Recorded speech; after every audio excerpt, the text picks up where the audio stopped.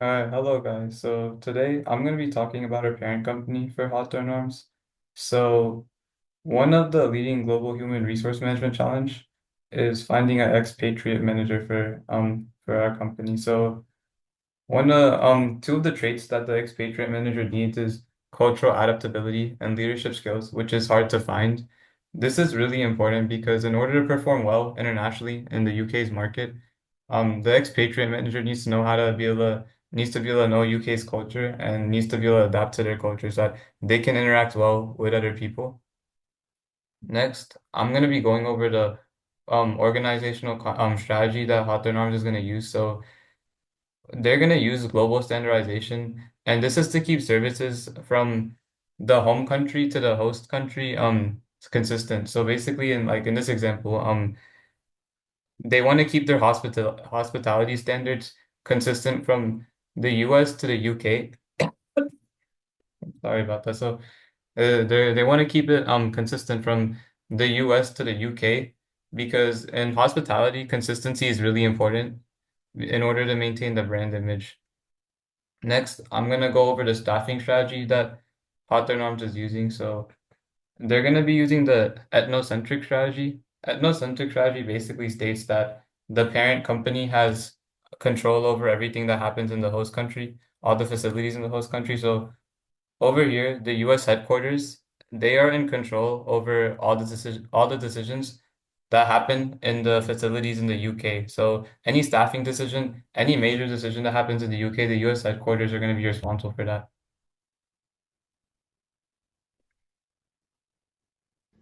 Now I will be discussing part three, which is about the host country. This part focuses on Hungary's cultural context, performance management considerations, and the training and development needs related to Trianon's new joint venture in Hungary. Hungary represents a significantly different cultural environment compared to that of Trianon's parent country operations in France and in the United Kingdom. According to our International Human Resource Management textbook, national culture is the element that shapes a management expectations and employee behavior. And these are differences that directly influence global human resource management systems. Hungary tends to demonstrate a higher power distance, which means that employees may expect a more formal structure and distinct hierarchies. In contrast, Trianon's Anglo-French culture, while they are structured, rely more on cross-functional collaboration. This cultural gap means the chosen quality compliance manager must be able to communicate expectations clearly and effectively, as well as build trust with local teams and adapt leadership style to a more formal and authority driven environment. Another important factor is the institutional landscape. This creates unique expectations for relationship building and local credibility that may differ from Western European practices. Understanding these dynamics will be essential for aligning the joint venture's goals with local norms. When observing from a performance management perspective, Trianon will need to harmonize its internal quality and compliance systems with the Hungarian work practices. Performance evaluation may need to be more structured and documentation heavy to match local expectations in Hungary. Also, cultural norms around giving and receiving feedback may look very different.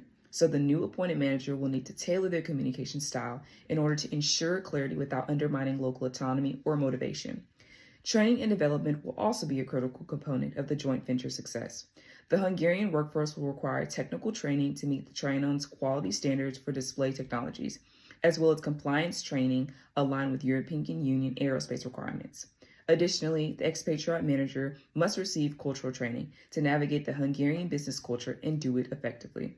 In Chapter 7, it emphasizes the reality that cross cultural preparation reduces the risk of expatriate failure and supports smoother integration. Overall, Part 3 highlights that success in the Hungarian joint venture depends not only on technical expertise, but on the ability to bridge cultural differences. Implementing performance systems that fit the local environment and invest in strong training and development initiatives. Question 1. If forced to make a decision tomorrow, which candidate should Alistair choose for the job? If McKay had to choose tomorrow, the best candidate would be Janice Garber. Even though he lacks from international experience, he brings the most valuable asset for this joint venture, which is his familiarity with the Hungary's culture and its political environment. His technical knowledge aligns with the project needs, and his family's government connections can help Trinan build trust and navigate local regulations. Compared to other candidates, Janice requires the least cultural adjustment and offers the highest strategic advantage for this assignment. Question 3. Should HR staff be involved in strategic decisions? Yes. I believe HR should be involved in strategic decisions like international assignments or joint ventures. These decisions affect staffing, training, development, and support systems. In this case, HR was excluded in the early process, which led to rush planning and unclear expectations. An article from Human Resource Planning by McKay and Branning shows that 30% of expatriate failures in the US and the UK come from a disconnection between management decisions and HR involvement. Early HR involvement helps prevent these issues and support better candidate selection. Question 4. Do you share Mellister's concern with digital selection processes for executives? Yes. I share McKay's concern about digital selection for executives. Virtual interviews often miss important qualities like cultural adaptability, leadership, and interpersonal skills, things that matter a lot for international roles. Some technical or routine jobs can be assessed digitally, but for global leadership positions, relying only on virtual tools increases the risk of choosing someone who isn't good cultural or relational fit. A hybrid approach is safer when evaluating international executives. My part of the project focuses on how healthcare can develop new global HR culture. The main idea is that it can't be achieved just by changing the bonus formula.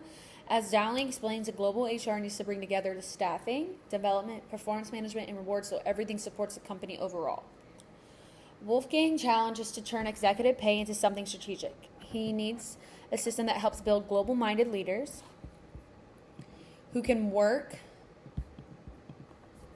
across countries while still understanding local needs. The best approach is a core plus local model. As at the global level, healthcare would keep certain things the same everywhere, like leadership, the performance management cycle, and long-term rewards based on the corporate results.